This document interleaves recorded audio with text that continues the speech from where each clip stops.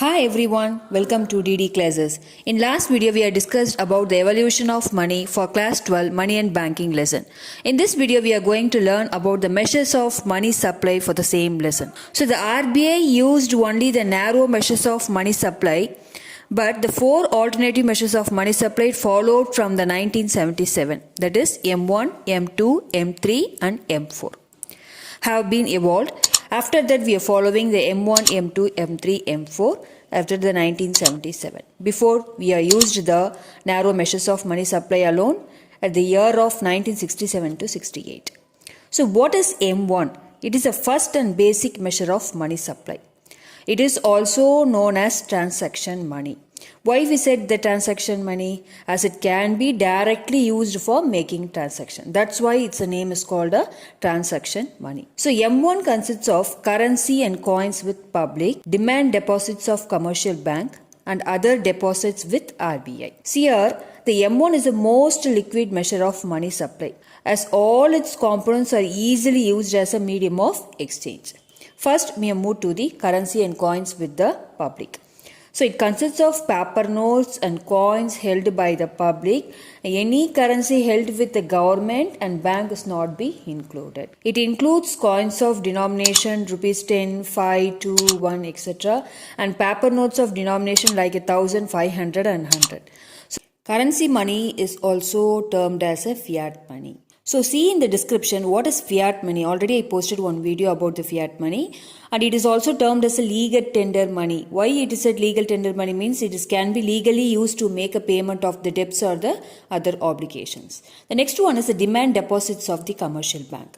Here it refers to the demand deposits of the public with the commercial bank.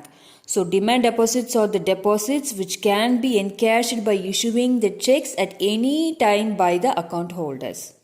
A demand deposit is treated as equal to currency, held as it is readily accepted as a means of the payment.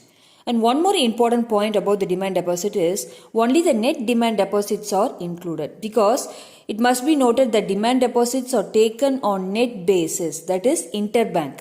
Interbank means the deposits are excluded or the deposits held by the banks on behalf of the other banks. Once again I tell, interbank deposits are the deposits held by banks on behalf of the other banks.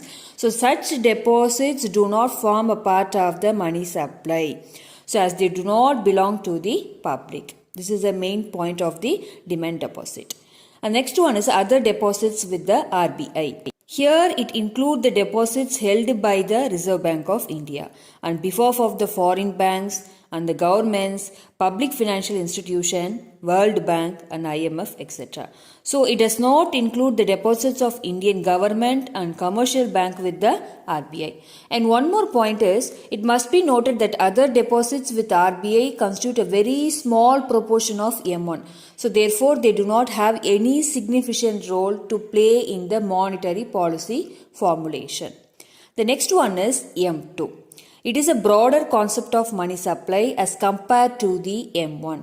Here, in addition to M1, it also includes the saving deposits with the post office saving bank. That is, M2 equal to M1 plus saving deposits with post office saving bank. So, saving deposits with the post office saving bank is not a withdrawal by check. So, they could not be placed under the demand deposits with bank. As a result, the concept of M2 was evolved. The next one is M3. So here this concept is a broader as compared to the M1. In addition to the M1, it also includes the net time deposits. That is M3 equal to M1 plus net time deposits with the bank. And M4 is the measures includes the total deposits with post office saving bank in addition to M3. That is M4 equal to M3 plus total deposits with post office saving bank. M4 excluding NSC. What is NSC? It is a National Saving Certificate. The last one is what are the important facts about the measures of money supply. So the four measures of money supply represent the different degrees of liquidity, with the M1 being the most liquid and M4 being the least liquid. M3 is widely used as a measure of money supply and it is also known as aggregate monetary resources of the society. So the M1 and M2 are generally known as narrow money supply concept, whereas M3 and M4 are known as a broad money supply concepts. I hope you all understand the measures of money supply. Thanks for watching. Share and subscribe my channel. Thank you.